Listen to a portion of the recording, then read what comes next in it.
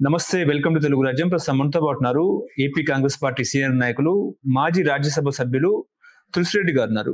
నమస్కారం సార్. నమస్తే. నమస్తే. అమరావతి మూడు రాజధానుల అంశంలో వైసీపీ స్టాండ్ మారిందంటారా?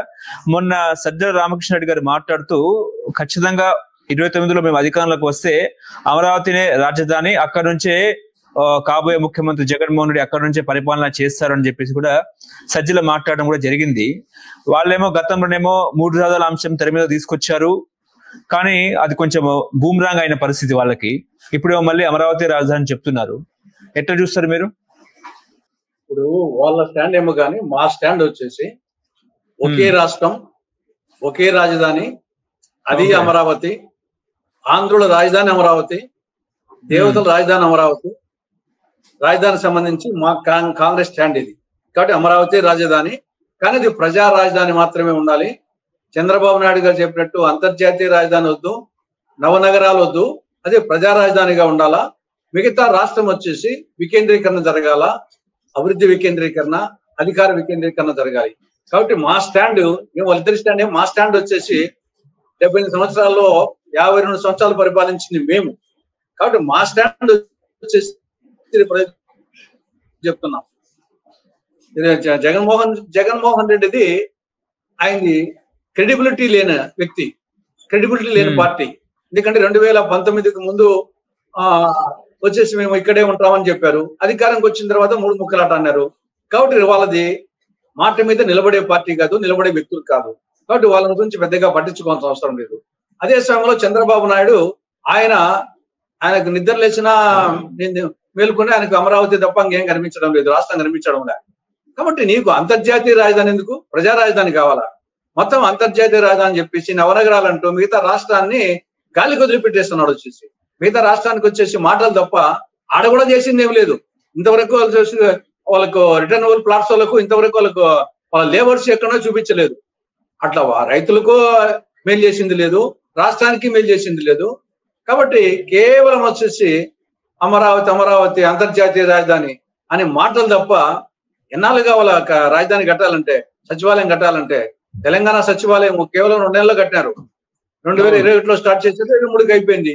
బ్రహ్మాండమైన బిల్డింగ్ తెలంగాణ సచివాలయం. కేవలం 2 years 616 కోట్ల రూపాయలు అంతే, కేవలం 28 ఎకరాల్లో. ఈయనకు వచ్చేసి ఇప్పటికే 33,000 ఎకరాలు ఉంది. అది చాలదంట. ప్రభుత్వం వచ్చేసి ఒక 18,000 ఉంది, అది చాలదంట. ఇంకా 44,000 ఎకరాలు కావాలంట. తెలంగాణ సచివాలయం కేవలం 28 ఎకరాలు. ఈయనకు వచ్చేసి చాలదంట. ఆడ కేవలం 616 కోట్లతోనే బిల్డింగ్ అయిపోయింది. ఈయన తాత్కాలిక భవనాలకే 1,100 కోట్లు ఖర్చు పెట్టాడు. మళ్ళా పర్మనెంట్ భవనాలకు 4,000 చిల్లర ఖర్చు పెడతాడు. కాబట్టి డబ్బు దుర్వినియోగం అంతా అన్ని కమిషన్ల వ్యవహారమే. అమరావతిలో కమిషన్ల వ్యవహారమే, ఇప్పుడు ప్రైవేటైజేషన్ మెడికల్ కాలేజీలో కమిషన్ల వ్యవహారమే. ఇప్పుడు జగన్మోహన్ రెడ్డి కూడా ఒకవేళ ఇప్పుడు మొన్న జరిగిన ఎన్నికల్లో ఆయన సీఎం అయితే అక్కడ నుంచి విశాఖకు తరలించే అవకాశం ఉన్నట్టు కూడా ఆయన మాట్లాడారు. రిషికొండ కూడా కట్టించారు కదా. అవును, వాళ్ళేమే క్లారిటీగా చెప్పారు. 2019కి ముందు మాకు తరలించిన ఐడియా లేదు, సత్యనారాయణ సార్ చెప్పడం మన కాన్క్లేవ్ లో. అధికారంలోకి వచ్చిన తర్వాత మాకు విశాఖపట్నం పోవాలా, 3 ముక్కలాట ఆడాలని మాకు ఆలోచన వచ్చింది. మళ్ళా ఇప్పుడు మేము మళ్ళా 2024లో అధికారంలోకి వచ్చింటే ఖచ్చితంగా విశాఖకు పోయిండే వాళ్ళమే. కానీ ఇప్పుడు జ్ఞానోదయం అయింది, ఇంకా పోము, ఇక్కడనే ఉంటాము అని చెప్పడం జరిగింది. అది క్రోనలాజికల్ గా 2019కి ముందు ఆలోచన లేదు, 3 ముక్కలాట ఆలోచన లేదు. అధికారంలోకి వచ్చిన తర్వాత 3 ముక్కలాట ఆలోచన వచ్చింది. 2024 మేము కనుక గెలిచింటే అక్కడికి పోయిండే వాళ్ళమే విశాఖకు. ఇప్పుడు మాకు జ్ఞానోదయం అయింది, ఇంకా పోము, ఇక్కడనే ఉంటాము, అది ఆయన చెప్పడం. కాకపోతే ఏమంటే ఇక్కడ గ్రాంట్ తెచ్చి కట్టాలి కానీ అప్పు తెచ్చి కట్టకూడదు.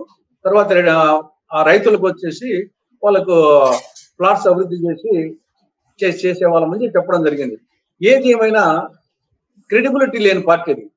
కాబట్టి వాళ్ళు ఇప్పుడు చెప్పిన దాని మీద స్టాండ్ అవుతారనే నమ్మకం లేదు. కాబట్టి వాళ్ళను సజ్జల రామకృష్ణారెడ్డి చెప్పిన మాటలను, జగన్మోహన్ రెడ్డి చెప్పిన మాటలను మనము ప్రామాణికంగా తీసుకోవాల్సిన అవసరం లేదు. క్రెడిబిలిటీ లేదు. కానీ ఇప్పుడు తులసిరెడ్డి గారు ముఖ్యంగా ఏపీ రాజధాని ప్రాంతంలో అసలు రాజధానికి అనువైన ప్రాంతం ఎక్కడ అంటే ఏం చెప్తారు? కృష్ణానా, లేకపోతే కృష్ణా గుంటూరు మధ్య ఉన్న స్థలమా, లేకపోతే విశాఖనా, లేకపోతే కర్నూలా? ఇప్పుడు ఇంకా ఆలోచనే అనవసరం. ఆల్రెడీ అక్కడ వచ్చేసి సుమారుగా ఖర్చు పెట్టడం జరిగింది అనంటే పరిపాలన సాగుతోంది. 10 ఏళ్ళ ఉంటే అటు చంద్రబాబు నాయుడు అనంటే పరిపాలించాడు, జగన్మోహన్ రెడ్డి అనంటే పరిపాలించాడు, ఇప్పుడు అనంటే పరిపాలన సాగుతా ఉంది. కాబట్టి ఇప్పుడు ఇంకా వేరే ఆలోచన అనేది అనవసరం వచ్చేసి. కానీ ఒక రాజధాని అంటే మీ సచివాలయం ఆల్రెడీ ఉంది. ఆ సచివాలయం మళ్ళీ ఏదో దాని టెంపరీ పర్మనెంట్ 2 పేర్లు పెట్టి కట్టడం తప్ప ఆల్రెడీ పరిపాలన సాగుతా ఉంది కదా, 11 ఏళ్ల నుండి సాగుతా ఉంది అక్కడ ఉంటే. కాబట్టి ఇప్పుడు ఇంకా వేరే ఆలోచన అనవసరం. మిగతా రాష్ట్రానికి ఏ విధంగా డెవలప్ చేయాలి అంటే తాత్కాలిక సచివాలయము, తాత్కాలిక హైకోర్టే ఉన్నాయన్నట్టు కూడా మాట్లాడుతున్నారు. అదే తప్పు అంటాను. ఇప్పుడు తెలంగాణ సచివాలయము కేవలం 28 ఎకరాల్లో 616 కోట్లు దాన్ని ఖర్చు పెట్టింది. తెలంగాణ సచివాలయం ఖర్చు పెట్టింది 616 కోట్లు. బ్రహ్మాండమైన బిల్డింగ్. మనము ప్రత్యక్షంగా చూసినా గానీ, టీవీలో చూసినా గానీ దేశంలోనే అద్భుతమైన బిల్డింగ్. 616 కోట్లు. ఇక్కడ మన అమరావతిలో చంద్రబాబు పీరియడ్ లో టెంపరీ సచివాలయానికి, నేను మొత్తం అన్ని కలిసి చెప్పలే, ఓన్లీ సచివాలయానికే 1100 కోట్లు. ఇప్పుడు మళ్ళా పర్మనెంట్ సచివాలయానికి 4000 చిల్లర. తెలంగాణలో పర్మనెంట్ బ్రహ్మాండ సచివాలయానికి 616 కోట్లు. దీన్ని ఏమనాలి? ఇంకా ఇంతకంటే ఇంకా అవినీతి అని చెప్పాలనా, అసమర్థత అని చెప్పాలనా, ప్రభుత్వ ధనాన్ని వృధా చేయడం అని తప్పాలనా, ఏమని చెప్పాలి దీన్ని? కాబట్టి దానికి టెంపరీ 11 ఏళ్ళ ఉంటే అంటే పరిపాలిస్తారు కదా, ఏ కొట్టం అదేమన్నా? దానికి 1100 కోట్లు ఖర్చు పెట్టారు. 11 రూపాయలు కాదు, 1100 కాదు, 11 లక్షలు కాదు, 1100 కోట్ల రూపాయలు పెట్టి ఆ సచివాలయాన్ని 11 ఏళ్ళ నుండి పరిపాలిస్తున్నారు. ఇంకా దాన్ని టెంపరీ అని చెప్పేసి ఇంకోటి కట్టాలంటే ఈ ఎవడబ్బని సొమ్ము వచ్చేసి పైల డబ్బే కదా, లేకపోతే అప్పు తెచ్చి, అప్పు ఎవరి పేరు మీద అప్పు తెచ్చేది? ప్రజల పేరు చెప్పి. కాబట్టి అప్పు తెచ్చినా ప్రజల మీదనే, పనులు రాబట్టినా ప్రజల మీదనే. కాబట్టి నీ ఇష్టం వచ్చినట్టు ఒకటి టెంపరీ 1100 కోట్లు టెంపరీ అంటారా? ఏమన్నా అర్థం ఉందా? ఇప్పుడు హైటెక్ సిటీని కట్టిన వ్యక్తి తెలంగాణ సెక్రటరీ లాంటి సెక్రటరీని ఏపీలో ఎందుకు కట్టటారంటే ఏం చెప్తారు సార్?